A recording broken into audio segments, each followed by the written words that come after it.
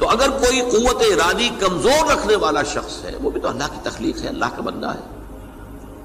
خطاؤں کا ظہور ہو جاتا ہے، توبہ کرتا ہے، پھر کچھ عرصے کے بعد پھر خطا کا ظہور ہو جاتا ہے، پھر توبہ کرتا ہے، تو ہم تو یہ سمجھیں گے کہ ایک حد کے بعد پھر اس کی توبہ قبول نہیں ہونی چاہیے۔ لیکن حدیث سنیے، وعن ابی ہریرہ رضی اللہ تعالی عنہ قال قال رسول اللہ صلی اللہ علیہ وسلم ان عبدا اذنب ذنبا، یقیناً ایک بندہ جو ہے وہ ایک گناہ کرتا ہے،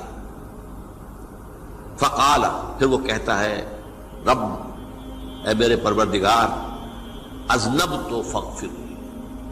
مجھ سے گناہ ہو گیا ہے، مجھے معاف فرما دے۔ فقال ربہ، تو پروردگار یہ کہتا ہے اعلم عبدی ان لہ ربا یغفر الذنب ویأخذ بہ،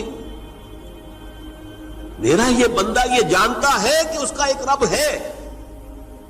جو گناہ معاف بھی کر سکتا ہے اور سزا دے بھی سکتا ہے۔ کیا معنی ہوئے؟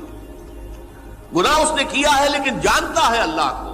کہ وہ معاف بھی فرما سکتا ہے، تبھی تو وہ اللہ سے معافی کی درخواست کر رہا ہے۔ اس کے اس جاننے کی بنیاد پر، اس کے اس علم کی بنیاد پر، اس کے اس ایمان کی بنیاد پر فرمایا غفرت لعبدی، میں نے اپنے بندے کو معاف کر دیا۔ ثم مکث ما شاء اللہ، پھر وقت گزرا جتنا کہ اللہ نے چاہا، ثم اذنب ذنبا، پھر اس سے گناہ ہو گیا، فقال رب اذنبت ذنبا فاغفر، پھر کہتا ہے پروردگار مجھ سے گناہ ہو گیا، پھر مجھے معاف فرما دے۔ فقال ربہ، اللہ فرماتا ہے عالم عبدی ان لہ ربا یغفر الذنب ویأخذ بہ، میرا بندہ ہے نا جو جانتا ہے کہ اس کا ایک رب ہے، ایمان باللہ اس کے اندر ہے، تبھی تو پکار رہا ہے، اور یہ بھی جانتا ہے کہ وہ گناہ معاف بھی کر سکتا ہے اور چاہے تو پکڑ بھی سکتا ہے، سزا بھی دے سکتا ہے۔ تو فرمایا، اللہ تعالیٰ فرماتے ہیں میں نے فرمایا کہ میں نے معاف کر دیا۔ ثم مکث ما شاء اللہ، پھر ایک عرصہ گزرا اس کے بعد، ثم اذنب ذنبا، پھر اس نے گناہ کیا،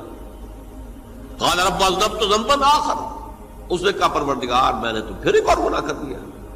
فاغفر لی، مجھے بخش دے۔ فقال اعلم عبدی ان لہ ربا یغفر الذنب ویأخذ بہ، میرا بندہ جانتا ہے نا کہ اس کا ایک رب ہے جسے وہ پکار رہا ہے،